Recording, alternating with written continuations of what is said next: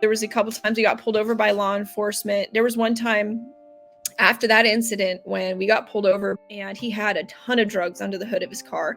And I remember hearing the dog barking in the car, in the cop car. And I was like, dude, the dog's gonna find the drugs. He's gonna go to jail. Like, I'm out of here. And they pulled us out of the car. I was shaking. And they even said, like, why are you nervous? And to me, doing the work that I do now, if I notice that somebody's nervous, I'd be like, come talk to me. But they didn't do that. They're just like, why are you nervous? And I'm like, I don't know. And he's watching me the entire time. They put us both off to the side of the road and they ran the dog through the car. The dog did not find the drugs. And I'm sitting there and I was like, how? Like, how does the dog not find the drugs? Like, this, what is going on here? And I just felt like I was in the Twilight Zone. And they're like, okay, you're good to go. It was insane to me. Like, it just felt so like unreal. And so there was that incident.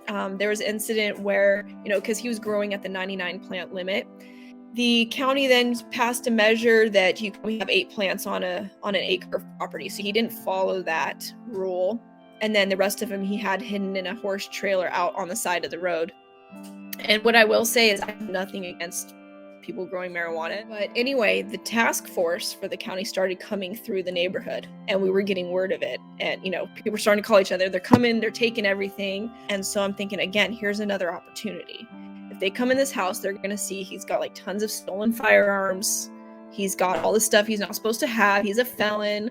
And I'm like, maybe they'll talk to me. So I thought, like, for sure, this time, this is it. And they come to the property, they open up the gate, they walk through, and they told him to take down his plants. And I remember standing there on the porch and he said, get inside. And I looked at them and they looked at me and I just walked inside. And that was it. And I watched him through the window take down all his plants. They gave him an abatement notice and they left. That was it. And I was like, okay, well, there's another opportunity that went by.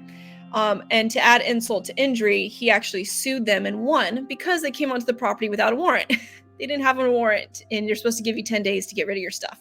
They actually violated his civil rights. And that was just like the sick part of it. I was like, now you're giving my trafficker money because you messed this whole thing up.